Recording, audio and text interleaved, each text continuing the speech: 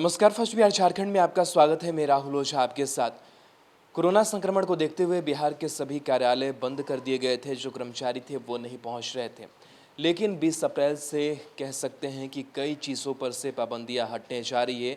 जो सरकारी कार्यालय हैं वो खुल रहे हैं, साथ ही जो ग्रामीण क्षेत्र से जुड़े हुए उद्योग हैं, साथ ही बिहार के जो उद्योग क्षेत्र हैं वो सारी चीज़ें अब खुलने जा रही है।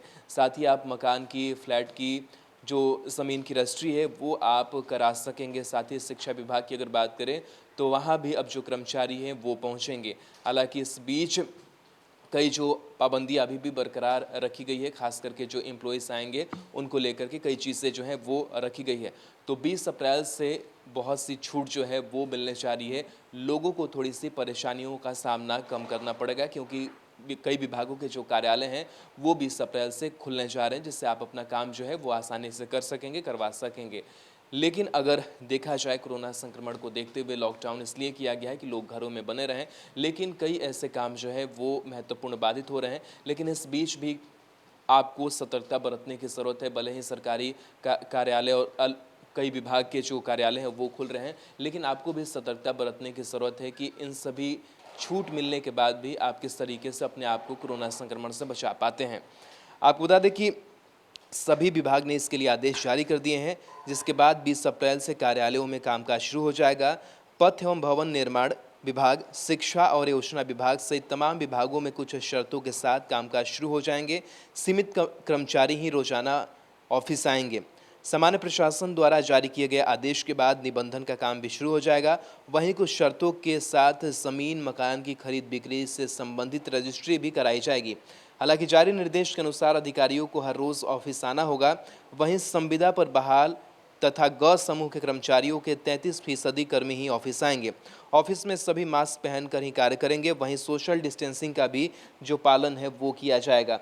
साथ ही और भी कई जो सुविधाएं हैं वो कल से मिलने जा रही है। खास करके सार्वजनिक उपयोगिता की बात करें तो इसमें विद्युत और डाक सेवाओं का परिचालन, नगरपालिका और स्थानीय निकायों द्वारा किए जाने वाले कार्य को जो अनुमति है वो मिल रही है। साथ ही मालवाहक के लिए भी अनुमति मिल रही है, क्योंकि कई बार ऐसा देखा जा रहा है कि मालवाहक या फिर ट्रांसपोर्टिंग में लेकर के कई जो दिक्कतें थी वो चल रही थी।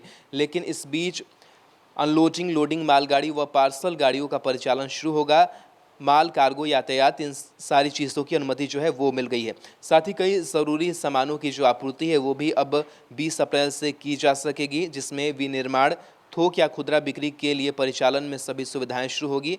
आवश्यक वस्तुओं की आपूर्ति श्रृंखला की शुरुआत होगी। साथ ही मछली व्यवसाय की बात करें तो मछली पालन और उसके व्यवसाय से जुड़े जो लोग हैं और उनके जो वाहन हैं वो चल पाएंगे।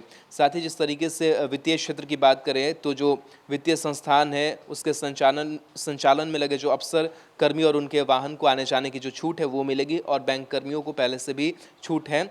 और साथ ही अगर कृषि क्षेत्र की बात करें तो कृषि कार्य से संबंधित गतिविधि में शामिल सभी प्रकार के जो कर्मी और उनके वाहन होंगे उनको अनुमति दी जाएगी कि वो ट्रांसपोर्ट अपने कृषि यंत्रों को लेकर के कर सके। साथ ही स्वास्थ्य सेवाओं की बात करें तो स्वास्थ्य सेवाओं को लेकर भी कई जो ढील थी वो लॉकडाउन के बीच भी दी गई थी, लेकिन अब उसमें और कई पाबंदियाँ जो है वो हटा दी गई है। मेडिकल सेवाओं से संबंधित गतिविधि और उनमें शामिल सभी प्रकार के जो कर्मी होंगे और उनके जो गाड़ियाँ होंगी वो पूरी तरीके से चालू कर दिए जाएंगे। सामाजिक क्षेत्र की अगर बात करें तो सभी प्रकार के सामाजिक आश्रय स्थलों का संचालन और सामाजिक सुरक्षा से संबंधित पेंशन आदि का जो भुगतान है वो भी किया जाएगा। साथ ही ज़मीन, फ्लैट की जो रजिस्ट्री है वो भी कल से शुरू हो जाएगी, यानी कि 20 अप्रैल से जो है वो शुरू हो रही है। तो कई जो सुविधाएं हैं वो 20 अप्रैल से मिलने जा रही है, जिसका जो लाभ है वो लोगों को मिलने जा रहा है। कहीं ना कहीं प्रधानमंत्री नरेंद्र मोदी भी जब लोगों को संबोधित कर रहे थे, जब लॉकडाउन 2.0 की शुरुआत के बारे में बता रहे थे,